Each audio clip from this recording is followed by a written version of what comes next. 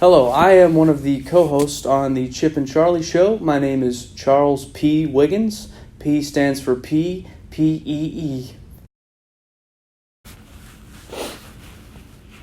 Gary, is this microphone on? What do you mean you don't know? You don't know anything, Gary. You don't know anything. We're rolling. What? We're rolling. Oh. Hello, my name is Chip Swenson. My full name is Philip Chesterfield Swenson III. And I'm a co-host on the Chip and Charlie Show. You know, it might be a little crazy to think about now, but it wasn't always the lights and cameras for me. See, when I was growing up, I was in a program called Tunes for Tots, where me and a group of other children would go to the old folks' home and sing them songs. And still got one or two of those suckers up my sleeve still. You know, they always say you'll never forget about the important things from your childhood. And I've held on to that more than anything else in my entire life. Oh, you want me to sing one of the songs? No, I couldn't. Okay, I'll sing one of the songs. This song is called Hush Little Baby. Hush little baby, don't say a word.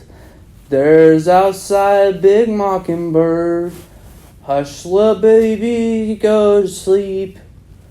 Don't really remember, it's my childhood. They told me to get in the closet now. I just really wonder how I'm still around to tell the tale. I'll know if I'll ever know.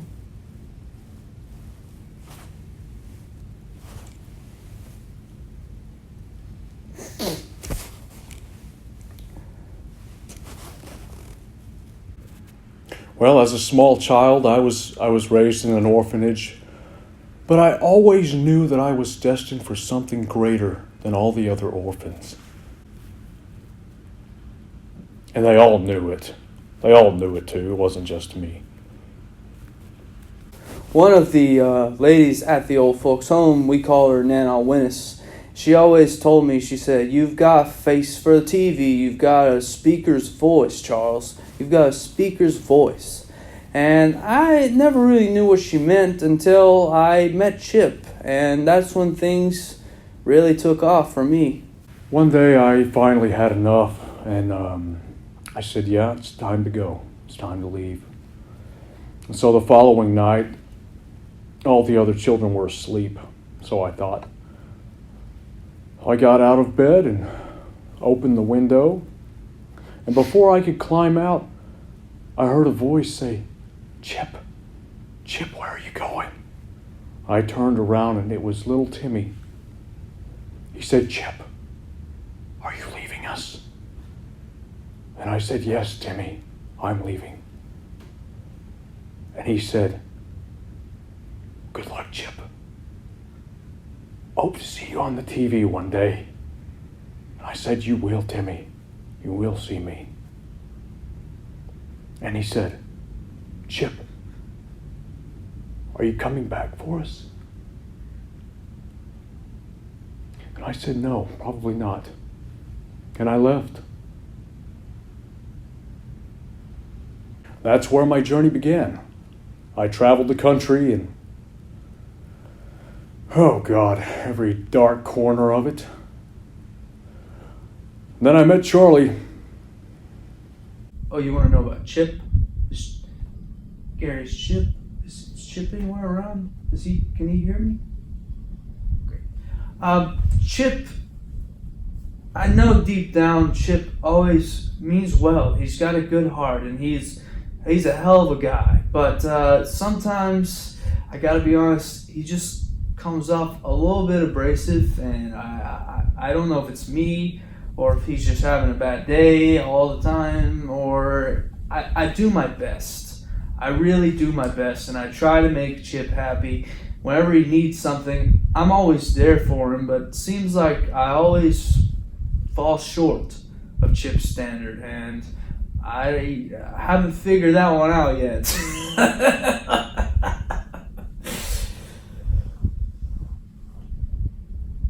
Charlie's a jackass. You know, lo and behold, he tries his best. I guess he tries. He thinks he's cut out to be a co-host, but he really doesn't know much of anything, and I don't even know how he's made it this far in life in general. I mean, for God's sakes, he doesn't even know how to tie his own damn shoes. I mean, how dim-witted can you be? And me, myself, I've always been the most selfless person I know. Whenever I meet someone new, someone that needs help, anyone else, I pour into them. Because, sometimes I'm so unconscious of myself. I don't even know that I exist because I'm so focused on the well-being of others. And that includes Charlie. But some people it just doesn't work for them. I think he would be better off as a janitor or a plumber or a lunch lady. Not a co-host. Because he can't even remember.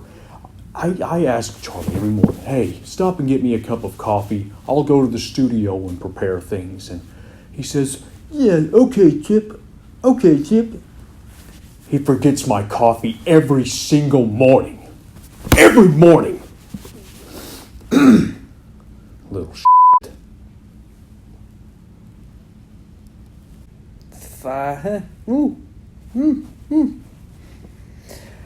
What keeps me going? Well, I gotta be honest with you. I've picked up a new hobby. I started reading a couple books. One book is called The Practice of Positivity by Dr. Patricia Parker, who we actually are having as a guest on our show, on the Chip and Charlie Show.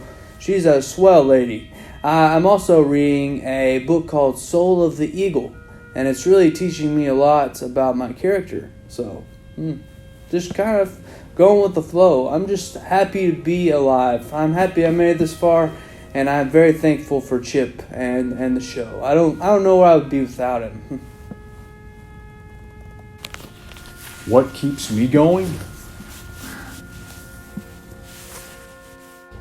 But what keeps me going?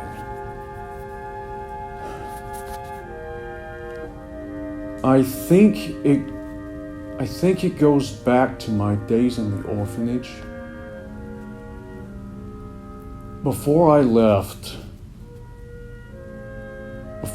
the orphanage, there was one day we were in the cafeteria eating Spam and Sloppy Joes.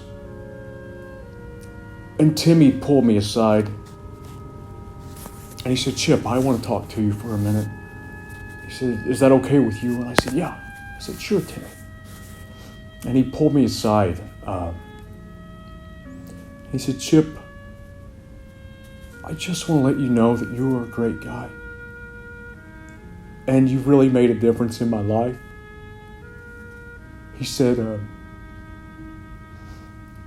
I never met my parents. Never knew my parents.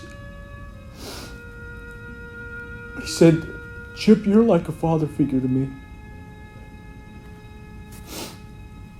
He said, I just want to let you know that you're a really swell guy. And my best friend, and you're the coolest person I've ever met. And I said, I know. I said, I know, Timmy. I am.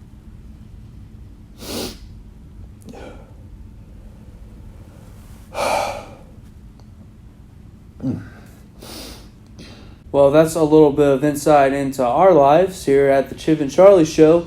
Thanks for sticking around. I hope you got a little bit of the scoop on how we do things around here, and maybe even learned a thing or two about Chip and I. And I hope you stick around to watch the Chip and Charlie Show. Well, they say the grass is always greener on the other side. And it is. So there you go.